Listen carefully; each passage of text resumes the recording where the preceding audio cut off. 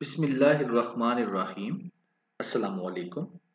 My name is Ali Raza and welcome to Pen Gravity. इस lecture के अंदर हम करेंगे जो हमारा टुडे डॉन न्यूज़पेपर है उसके एडिटोरियल्स का analysis with practice question and today is 11th नवंबर 2024 और इंशाल्लाह अगर ज़िंदगी रही तो पूरे वीक के एडिटोरियल्स हम लोग आपको डिलीवर करेंगे, बल्कि पूरे मंथ के ही। अच्छा जी, इस लेक्चर के अंदर मैं आपके साथ डिस्कस करूंगा 1, 2 एंड 3, ये वाले 3 एडिटोरियल्स, इनका आपके साथ करूंगा एनालिसिस। बाकी बेटा आपके रह गए ओपिनियन वाला पोर्शन, जो कि ये वाला पोर्शन है, जिसके अंदर हम लोग 4 ओपिनियंस जो हैं 1, 2, 3 एंड 4 इनको डेली बेसिस के ऊपर इसी तरीके से डिस्कस करते हैं। ठीक है, और इसके लिए बेटा आपको जो है रजिस्ट्रेशन रिक्वायर्ड होगी, जो कि ये आपका फोकल नंबर का पर्सन का व्हाट्सएप नंबर है, इसके ऊपर आप व्हाट्सएप करें और आप लोग रजिस्ट्रेशन करवा सकते हैं। बाकी जो वेबसाइट है वहां पर आप विजिट कर सकते हैं, ये सारे के सारे लेक्चर्स अवेलेबल हैं। इन महीनों के लेक्चर्स जो हैं सारे के सारे जो ओपिनियंस हैं, जो भी आप सुनना चाहें वो आप लोग ले सकते हैं। नवंबर का कंटिन्यू है, उसको भी आप ज्वाइन कर सकते हैं। अच्छा, अब जो तो है हमारे पुराने स्टूडेंट्स, बस उनके लिए ऐसे राइटिंग का भी कंटिन्यू है, उसमें भी आप ज्वाइन कर सकते हैं। वो बेटा डिस्क्रिप्शन में चले जाएं, क्योंकि 1-2 मिनट लगेगा जो नए बच्चे हैं उनको एक्सप्लेन करने में कि हाउ वी डील इट। ठीक है, तो आप डिस्क्रिप्शन में जाएं, वहां पर एक तो आपका लेक्चर का पीडीएफ पड़ा है, आप उसको डाउनलोड कर सकते हैं। चैप्टराइजेशन कर दी गई है, 3 चैप्टर्स बना दिए हैं, जो आप सुनना चाहें सुन लें। और ये बाकी जो नए बच्चे हैं उनको, ताकि मैं 1-2 मिनट जो है ये चीजें बता दूं कि हम इसको किस तरीके से डील करते हैं। तो पहले बेटा ये जो आपके लेक्चर्स हैं एडिटोरियल्स के और ओपिनियंस के नए बच्चों के लिए, कि ये आपकी हेल्प कहाँ करेंगे। ये बेटा आपको इंग्लिश ऐसे में हेल्प करेंगे, करंट अफेयर्स में हेल्प करेंगे, पाकिस्तान अफेयर्स में हेल्प करेंगे, सोशल साइंसेस के जो आपके ऑप्शनल सब्जेक्ट्स हैं जैसे कि इंटरनेशनल रिलेशंस है, पॉलिटिकल साइंस है, आपका इंडो पाक हिस्ट्री है, आपका यूएस हिस्ट्री है, इंटरनेशनल लॉ है, जेंडर स्टडी है, देयर आर मल्टीपल सब्जेक्ट्स। उन सब में कुछ जर्नल कैटेगरीज के जो एरियाज हैं उन सब में ये आपकी हेल्प करेंगे। सबसे बढ़कर आपकी क्रिटिकल अप्रोच डेवलप करेंगे, आपकी आर्गुमेंट बिल्डिंग अप्रोच भी डेवलप होगी, जो कि बहुत ज्यादा जरूरी है कॉम्पिटिटिव एग्जाम्स में।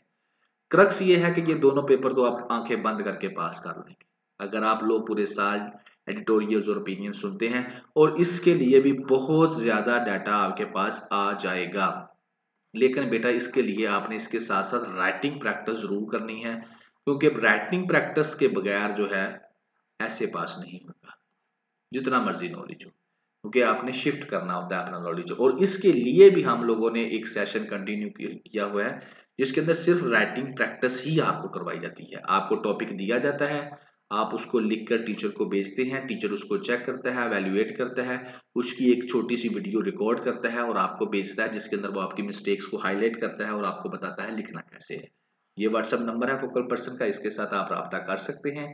और बेटा ये आपके जो करंट ग्लोबल इश्यूज चल रहे हैं ये उनकी लिस्ट है, और ये जो आपके करंट नेशनल इश्यूज चल रहे हैं ये उनकी लिस्ट है। ठीक है, इन्हीं के इर्द गिर्द आपका सारे का सारा घूम रहा है। शुरू करते हैं। टाइम टू डिलीवर क्या बात करेगा, इस पूरे का पूरा आपका जो एडिटोरियल है इसमें राइटर बेसिकली कहना क्या चाहता है। राइटर बेटा इसके अंदर क्लाइमेट चेंज का टॉपिक आपके साथ डिस्कस करना चाहता है। तो ये डाटा आपका इस्तेमाल होगा कहाँ पर, क्लाइमेट चेंज के अंदर। क्लाइमेट चेंज को लेकर आपको जो है ऐसे भी आ सकता है, आपको वैसे भी पूछा जा सकता है। समझ लें कि एक इंटरनेशनल लेवल का हॉट टॉपिक है। अच्छा, इसमें राइटर अब कहेगा क्या, राइटर ये आपको बताएगा कि कॉन्फ्रेंस ऑफ पार्टीज 29 जो है वो आज हुई होने जा रही है, शुरू है आज। उसमें पाकिस्तान भी पार्टिसिपेट करेगा। लेकिन अब यहां पर वो मेन बात ये करता है कि देखें, क्लाइमेट चेंज की वजह से बहुत ज्यादा तबाही होती है। यानी कि क्लाइमेट चेंज, ग्लोबल वार्मिंग की वजह से क्लाइमेट चेंज होता है, और क्लाइमेट चेंज की वजह से फ्लड्स आते हैं, बेमौसमी बारिशें होती हैं, हीट वेव्स चलती हैं, फिर कहत पड़ता है और बड़ा कुछ होता है, तो लोगों की जिंदगी तबाह होती है इससे। तो उस तबाही को रिकवर करने के लिए जो दुनिया है वो मिलकर अब क्या कर रही है कि वो मुल्क जिनके अंदर ये चीजें हुई हैं उनको पैसे दे रही है कि लो भाई जाके अपनी वो चीजें सही कर लो। तो अब इस पार्टी के अंदर, कॉन्फ्रेंस ऑफ पार्टी 29 के अंदर भी यही बात डिस्कस होगी। और राइटर यहां पर कहता है कि पाकिस्तान के लिए बड़ी अच्छी अपॉर्चुनिटी है कि 2022 में पाकिस्तान में फ्लड आए, और तबाही मचा कर गए और पाकिस्तान का मिलियंस ऑफ डॉलर का नुकसान करके गए। तो अब पाकिस्तान इसको अब जाकर वहां पर बताए कि भाई ये नुकसान हुआ है और क्लाइमेट फाइनेंस से डॉलर्स ले। तो ये सारी बात है। ठीक है, तो शुरू करते हैं। लेटर कहता है आज जो है बाकू अजरबैजान के अंदर COP29 होने जा रही है। तो पहले बाकू अजरबैजान देख लें, ये आपके सामने है बेटा, ये इसका कैपिटल है, ये कैस्पियन सी के किनारे के ऊपर आपके सामने है। ये अजरबैजान है। ठीक हो गया। ये ईरान एक तरफ है, इसके एक तरफ रशिया है, जॉर्जिया है, अर्मानिया है। ठीक है, तो यहाँ पर जो है ये इस वक्त मीटिंग टुडे आज कंटिन्यू होगी। वहां पर अगर थोड़ा बड़ा करके देख लें, यहाँ पर पाकिस्तान है, ये अफगानिस्तान, ये Iran, Turkmenistan and that is Azerbaijan. तो ये है लोकेशन। ठीक है, तो यहाँ पर आज ये कॉन्फ्रेंस ऑफ पार्टीज की हो रही है मीटिंग। अब इसका फोकस किसके ऊपर है? क्लाइमेट जस्टिस के ऊपर है, एनर्जी ट्रांजिशन के ऊपर है, जेंडर रिस्पॉन्सिव क्लाइमेट पॉलिसीज के ऊपर है। क्लाइमेट जस्टिस ये है कि जो तबाह हुए हैं उनको पैसे दो। एनर्जी ट्रांजिशन ये है कि ग्रीन एनर्जी की तरफ लाओ। और जेंडर रिस्पॉन्सिव भी होनी चाहिए कि यानी कि क्लाइमेट पॉलिसीज होनी चाहिए, यानी कि दूसरों औरतों और मर्दों को भी इससे जो नुकसान वहां पहुंचे हैं उनको चेकआउट करना चाहिए। बहरहाल पाकिस्तान के बारे में क्या बात करता है? कहता है कि अब देखें, जब क्लाइमेट चेंज आई है ना तो पूरी दुनिया को इससे नुकसान होता है। फिर हर मुल्क क्या करता है, कोई प्लान करता है कि जैसे पाकिस्तान कहे कि मैं दरख्त ज्यादा लगाऊंगा। फॉर एग्जाम्पल यही कर सकते हैं, पैसे तो हमारे पास है नहीं कि हम दरख्त ज्यादा लगाएंगे जिससे क्या होगा, दुनिया की ग्लोबल वार्मिंग कम होगी। ठीक है, या कोई और प्लान करता है पाकिस्तान। तो अब क्या है कि जो भी मुल्क जो भी प्लान करता है उसके ऊपर कोई खर्चा आएगा। तो वो इस कॉन्फ्रेंस ऑफ पार्टीज के अंदर जाता है और जाकर अपना प्लान बताता है कि मैं ये करूंगा, ऐसे करूंगा, वैसे करूंगा, और उससे क्या होगा, जो ग्लोबल वार्मिंग कम होगी और सबको फायदा होगा। अगर उसका प्लान पसंद आ जाए तो उसको फिर क्या किया जाता है, अप्रिशिएट भी किया जाता है, उसको सपोर्ट भी किया जाता है मुख्तलिफ एंगल से।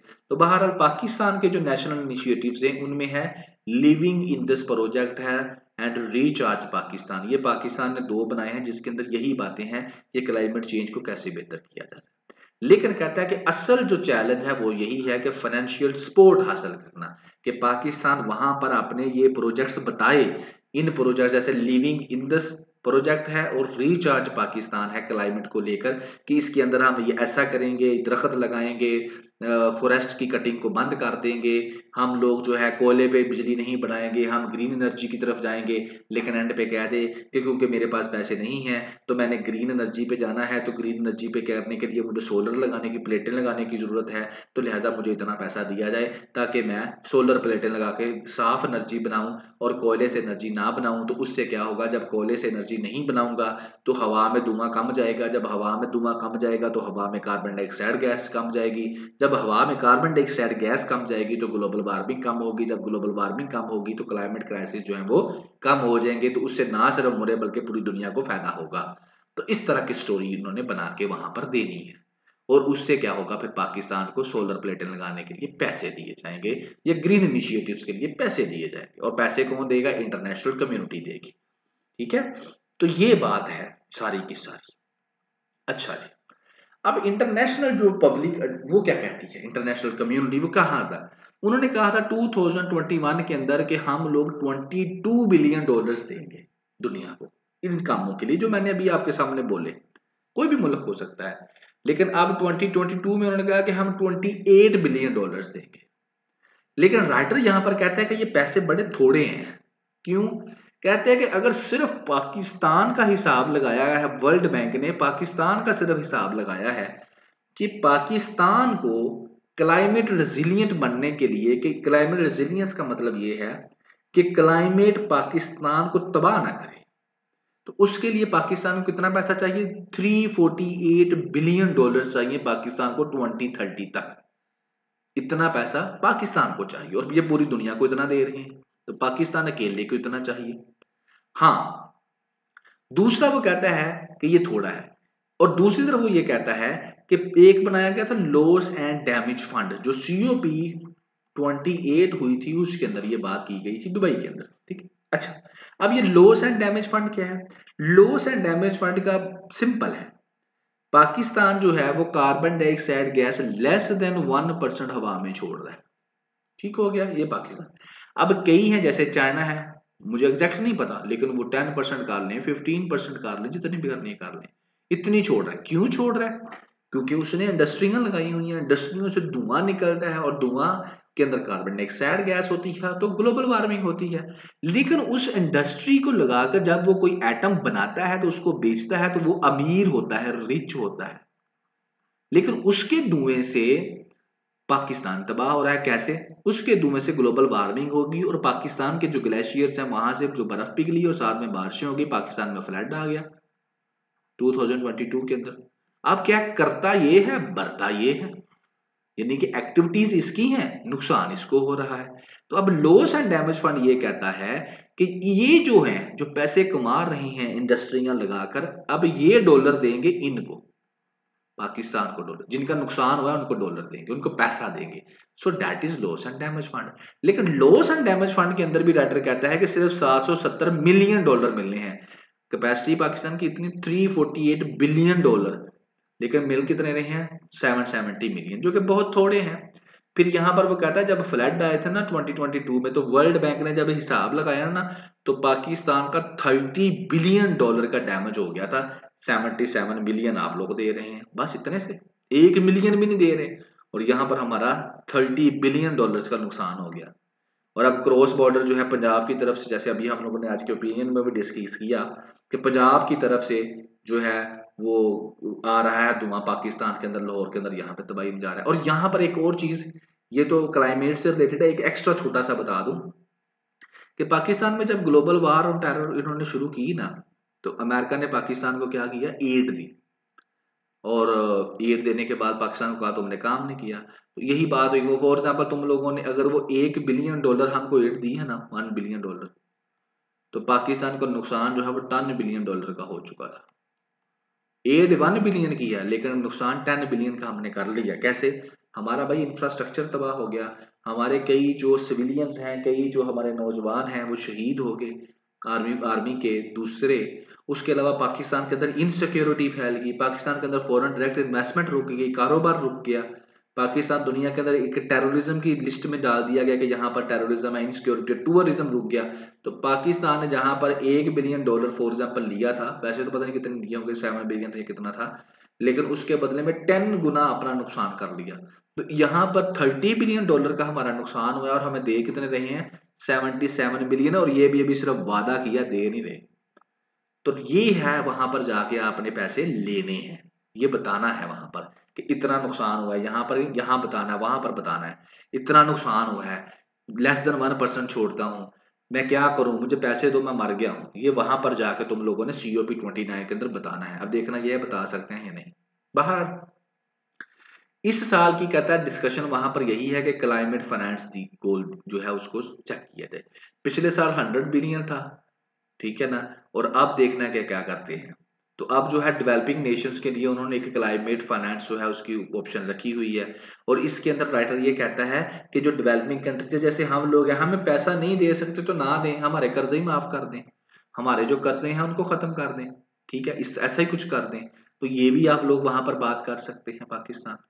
बहरहाल अजरबैजान ने 1 बिलियन डॉलर जो है क्लाइमेट फाइनेंस एक्शन फंड जो है वो प्रपोज किया है, जो कि फॉसल फ्यूल प्रोड्यूस जो करते हैं, वो जो जो जो कि यानी कि फॉसल फ्यूल्स बनाते हैं, जो जलाते नहीं सिर्फ बनाते हैं, तो वो 1 बिलियन डॉलर जो है वो इसके अंदर डालेंगे। जैसे सऊदी अरेबिया है, जो है UAE है, तो ये क्या कर रहे हैं, ये फॉसल फ्यूल्स बना रहे हैं, ठीक है। तो ये जो है 1 बिलियन डॉलर का क्लाइमेट फाइनेंस एक्शन फंड बनाएं और वहां पर जो है ये उन मुल्कों को दें जहां पर तबाही हो रही है। तो ये भी एक अच्छी ऑप्शन है। दूसरा वो कहता है कि अकेली गवर्नमेंट कुछ नहीं कर सकती, प्राइवेट सेक्टर को भी इसका साथ देना पड़ेगा, तो फिर ही कुछ होगा। बाकी जो है 15 नेशंस ने जो है ये क्लाइमेट फाइनेंस फ्रेमवर्क जो है ग्लोबल उसको डिजाइन कर दिया है। तो पाकिस्तान के लिए एक बड़ी अच्छी अपॉर्चुनिटी है, वहां पर जाए पाकिस्तान। वहां पर सबसे पहले तो ये बताए कि भाई मैं कितनी कार्बन डाइऑक्साइड गैस छोड़ रहा हूं, लेस देन 1%। पहली बात तो ये बताए। दूसरी बात बताए कि देखिए जी, मेरा इतना सा मैं लेस देन 1% छोड़ रहा हूँ, तो मेरे मुल्क में नुकसान कितने हुए? 2022 का एक फ्लड है, इससे पीछे भी कई फ्लड गुजरे हैं, सबका बताए। ये देखें, मेरा इतना इतना नुकसान हो गया। दो चीजें होगी। तीसरी बताए कि मैं इसके बावजूद जो है मैं ऐसे काम कर रहा हूं जिससे ग्लोबल वार्मिंग कम होगी। जैसे मैं दरख्त लगा रहा हूं, दरख्त मैं काटने नहीं दे रहा, ये भी मैं कर रहा हूं। तीसरा मैं कोशिश कर रहा हूं कि ग्रीन एनर्जी की तरफ आऊं, फॉसिल फ्यूल्स का कम इस्तेमाल करूं। उसके लिए मुझे ये करना है, वो करना है, ऐसे करना है, मुझे इतना पैसा चाहिए। एक बताया कि जो मेरा नुकसान हुआ है 2022 के अंदर फ्लड्स आने के, मेरे लोगों के घर तबाह हो गया, उनको तैयार करने के लिए मुझे पैसा चाहिए। तो ये चीजें जाकर वहां पर बताए पाकिस्तान, ये है पाकिस्तान के लिए अपॉर्चुनिटी। जब ये चीजें बताएगा तो जहां पर उन्होंने ये 770 पाकिस्तान के अंदर पाकिस्तान के लिए किया हुआ बढ़ भी सकता है। So that is climate change COP29 और क्लाइमेट फाइनेंस पाकिस्तान किस तरीके से डील करता है, ये आने वाला वक्त बताएगा। बहरहाल पेपर पर्सपेक्टिव में बेटा क्लाइमेट चेंज को लेकर आप लॉस एंड डैमेज फंड की जो है बड़ी बेहतरीन किस्म की जो है लॉस एंड डैमेज फंड की बात कर सकते हैं कि ये चीज जो है बड़ी पॉजिटिव है, इसको आप इस्तेमाल कर सकते हैं। स्मॉलर गवर्नमेंट्स बड़ा ही प्यारा लिखा है, वेल डिफाइंड लिखा है, लिखा गया है। क्रक्स सुनने इकोनॉमी के ऊपर है और स्मॉलर गवर्नमेंट। सादा बात करता हूं, देखो जितनी ज्यादा मिनिस्ट्रीज उतने ज्यादा खर्चे, जितनी कम मिनिस्ट्रीज उतने कम खर्चे। तो यहां पर राइटर कहता है कि गवर्नमेंट कोशिश कर रही है कि अपना जो सरकारी खर्चा है उसको कम करे, अपनी फजूलियात को पहले नंबर पे कम करे। उसके अलावा अपनी जो मिनिस्ट्रीज हैं जो फजूल में बनी हुई हैं, बड़ी लंबी लिस्ट है, मैं यहाँ पर डिस्कस नहीं करूंगा। ऐसी ऐसी भी हैं जिनका काम ही कोई नहीं है, वेले बैठे हुए हैं, लेकिन गवर्नमेंट के खाते से पैसा निकल रहा है, उनके एम्प्लॉयज को भी मिल रहा है, उनके जो उनके ऊपर ब्यूरोक्रेट्स बैठे हैं उनको भी मिल रहा है, गाड़ियां चल रही हैं, सारा कुछ हो रहा है। तो बात यहाँ पर इस ओपिनियन एडिटोरियल के अंदर सिर्फ इतनी सी है कि एक्स्ट्रा मिनिस्ट्रीज को कम कर दिया जाए, जो सरकारी मुलाजम आप लोग फजूल में पॉलिटिक्स बेस के ऊपर भर्ती करते हो उनको भी कम कर दिया जाए। तो उससे क्या होगा, गवर्नमेंट के अखराजात कम हो जाएंगे और उससे क्या होगा, जो लोगों का टैक्स का पैसा है वो बच जाएगा और आपकी इकोनॉमी के ऊपर से थोड़ा सा बर्डन कम हो जाएगा और आपकी इकोनॉमी राइट डायरेक्शन में जाना शुरू कर देगी। So that is the point, ठीक है। बहरहाल राइटर क्या लिखता है, राइटर कहता है कि IMF का एक बेल आउट प्रोग्राम जो अभी आप लोगों ने लिया है उसमें गवर्नमेंट को प्रेशराइज उसने किया है, किसने, IMF ने, और कहा है कि अपनी फजूलियात जो है वो बंद करो, ठीक है, फजूल जो काम कर रहे एक्सपेंडिचर जो है कम करो उनको। इसके साथ साथ जो इकोनॉमी के एक्सपर्ट्स हैं और पॉलिटिकल पार्टी जो दूसरी हैं उन्होंने क्रिटिसाइज भी किया गवर्नमेंट को, ठीक है, कि तुम जो है टैक्स बढ़ा रहे हो, जो सैलरीड पर्सन है उनके उनका टैक्स बढ़ाई जा रहे हो और दूसरों से तुम टैक्स ले नहीं रहे। तो ये बिल्कुल गलत है दोनों तरफ। एक तरफ तो IMF ने कहा पैसे कम करो, खर्चे कम करो, दूसरी तरफ टैक्स के बारे में भी क्रिटिसाइज किया। अच्छा, अब गवर्नमेंट ने किया क्या, गवर्नमेंट ने जून के अंदर ये जो डिपार्टमेंट है इसको खत्म कर दिया कि हम इसको खत्म ही कर दें, पब्लिक वर्क डिपार्टमेंट को खत्म कर देंगे, जाहिर है खर्चे बच जाएंगे। अगस्त के अंदर गवर्नमेंट ने कहा कि हम 1.5 लाख जो जॉब्स आनी थी, जो कि आनी थी वो अब हम नहीं लेकर आएंगे, जो बंदे मौजूद हैं उन्हीं से काम चलाएंगे। फिर 6 मिनिस्ट्रीज को गवर्नमेंट ने कहा मैं बंद कर दूंगी, 2 को मैं आपस में मर्ज कर दूंगी, ये गवर्नमेंट ने कहा अगस्त में, ये कहा जून में। अभी गवर्नमेंट ने ये कहा कि जितने भी दर्जा चहारम के काम हैं, जैसे कि प्लम्बिंग हो गया, गार्डनिंग हो गया, ये सब को मैं क्या कर दूंगी, इसके जितने भी सरप्लस एम्प्लॉयज हैं उनकी डिटेल मांगी और कहा कि इनको मैं क्या करूंगी, खत्म कर दूंगी, आउटसोर्स कर दूंगी। ये नहीं कि जिस तरह का आप लोग देख रहे हैं कि अगर आप सरकारी हॉस्पिटल में भी जाते हैं तो वहां पर सिक्योरिटी प्राइवेट है, अगर आप सरकारी पंजाब यूनिवर्सिटी में चले जाएं वहां पर सिक्योरिटी अक्सर प्राइवेट थी पहले, आपका मुझे नहीं पता, ठीक है। इन द सेम फैशन आप सरकारी हॉस्पिटल में चले जाएं, वहां पर जो सफाई का वो अलग से ठेका किया हुआ है, आउटसोर्स किया हुआ है, ठीक है। वो प्राइवेट लोगों को एक लमसम देते हैं, वो जिससे मर्जी करवाएं।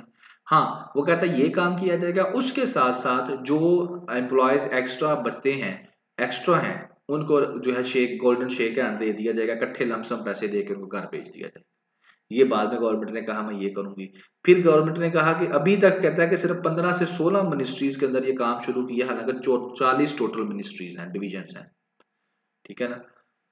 Over 40 ministry division have started the process more than 2 month, 2 महीनों से ज्यादा हो चुके हैं, सिर्फ 15 से 16 मिनिस्ट्रीज ने काम शुरू किया। अब ये काम राइटर कहता है कि ये गवर्नमेंट कर रही है अपना साइज कम करने के लिए, ताकि इकोनॉमी के ऊपर बर्डन कम हो जाए। ठीक है, अच्छा, अब राइटर आगे क्रिटिसाइज करता है, कहता है 1947 में भी इन्होंने यही काम किया था।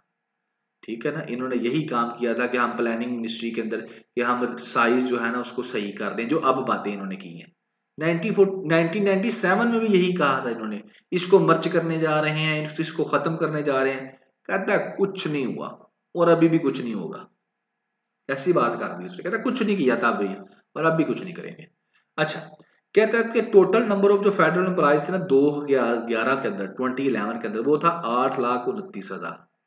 2017 तक तो इन्होंने कुछ नहीं किया, लेकिन उसके बाद अचानक इन्होंने 1,37,000 नया फेडरल का गवर्नमेंट एम्प्लॉय डाल दिया और अब नंबर हो गया 9,66,000। इस तरह स्टेट ओन इंटरप्राइजेज जो हैं जो नुकसान में जा रही हैं, पीआईई हो गया, पाकिस्तान रेलवे हो गया, पाकिस्तान स्टील मिल्स हो गया, इसकी प्राइवेटाइजेशन आज की कर रहे हैं, कोई भी नहीं हुई। क्यों नहीं हो पाती? कहता ना तो ब्यूरोक्रेसी चाहती है और ना ही पॉलिटिशियंस चाहते हैं। देखिए, एक मिनिस्ट्री खत्म हो जाएगी तो पॉलिटिशियंस की मिनिस्टरशिप कम हो जाएगी। जब पॉलिटिशियंस की मिनिस्टरशिप कम हो जाएगी तो उसका सेक्रेटरी भी खत्म हो जाएगा। जब देखिए ना, जब मिनिस्ट्री खत्म तो सेक्रेटरी कितने, एक मिनिस्ट्री के अंदर कितने डिपार्टमेंट्स आते हैं उसके नीचे, उन सबके सेक्रेटरीज होते हैं, वो सारे सेक्रेटरी भी खत्म। तो ब्यूरोक्रेसी की सीटें भी कम हो जाएंगी और पॉलिटिशियंस की मिनिस्ट्री की सीटें भी कम हो जाएंगी। तो ये दोनों बिल्कुल गवर्नमेंट के साथ कोऑपरेट नहीं करते इस काम के अंदर। इस वजह से ये काम कहते हैं कि पहले भी कोशिश की थी और अब फिर कर रहे हैं। बहरहाल पेपर पर्सपेक्टिव में आप कह सकते हैं कि आप इकोनॉमी को अगर राइट डायरेक्शन के अंदर लेकर जाना है तो एक तो जो ये फजूलियात हैं उनको ख़त्म करें, दूसरा ये जो एक्स्ट्रा जो आप लोगों ने मिनिस्ट्रीज बनाई हुई हैं इनको ख़त्म करें। जैसे petrol and diesel and energy एक ही कर दो, इसमें क्या है। ठीक है, इस तरह से आप एग्जाम्पल्स दे सकते हैं। नेक्स्ट है जी अनसेफ इनहेरिटेंस। एक नई डिमेंशन एक्सप्लोर किया राइटर ने आपके साथ। इसमें राइटर 3 वर्ड्स के ऊपर बात करता है, women, inheritance and mental health. कहता क्या है? कहता ये है कि देखिए जो औरतें हैं ना, इनको इनहेरिटेंस होती है, जो आपके अबाऊ अजदाद की तरफ से आपका हिस्सा होता है, आपकी समझ दौलत होती है, जायदाद होती है। यानी कि एक फादर है, बाप है, तो उसकी कोई प्रॉपर्टी है तो ज़ाहिर है उसके 2 हिस्से उसके बेटे को मिलेंगे और 1 हिस्सा बेटी को मिलेगा। लेकिन अब भाई नहीं चाहता ये 1 हिस्सा जो है बहन को देना, तो वो क्या करेगा? वो ये करेगा कि ये साबित कर देगा कि मेरी बहन जो है वो पागल है, उसको पागल खाने छोड़ आएगा, उसको हॉस्पिटल, जो प्राइवेट हॉस्पिटल जहाँ पर पागलों का इलाज किया जाता है, उससे ज़बरदस्ती वहाँ पर दाखिल करवा देगा, डॉक्टर को पैसे दे देगा, डॉक्टर उसको कोई अजीबो-गरीब किस्म की दवाइयाँ लगा देंगे और दवाइयाँ लगाने से वो आहिस्ता-आहिस्ता पागल ही हो जाएगी, मेंटल ही हो जाएगी। और उसकी मेन रीज़न क्या थी कि उसको ये जो फादर की तरफ से प्रॉपर्टी मिलनी थी, ये ना मिल सकी।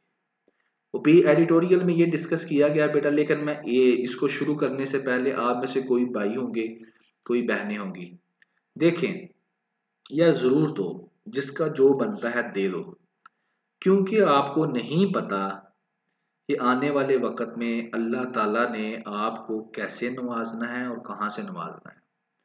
कइयों का एक्सपीरियंस हो चुका होगा और कइयों का भी होना बाकी है कि अल्लाह ताला आपको उस जगह से रिज़्क देता है जहाँ से कभी आपने गुमान भी नहीं किया होगा, कभी आपने सोचा भी नहीं होगा, क्योंकि हम इंसान हैं, हमारी सोच छोटी है। ये मेरा एक पर्सनल मैसेज है कि अगर आपकी बहन है, दो ज़रूर दो। वो कहती है ना मैंने नहीं लेना, उसे कहो नहीं मैंने देना है, उसे ज़बरदस्ती दो, उसे दो, ज़रूर दो। और इसके रिजल्ट्स इंशाल्लाह आप देखेंगे, आपको ज़िंदगी में मिलेंगे। आखिरत की तो बात की हैं। बहरहाल रिज़्क उनका बढ़ता है जो बांटते हैं।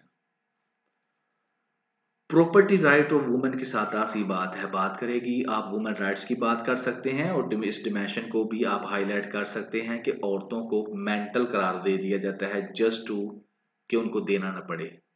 तो वुमेन्स इस तरह से भी यानी कि मिस यूज किया जा रहा है कि मेंटल हेल्थ लॉज हैं और उसको मिस यूज किया जा रहा है।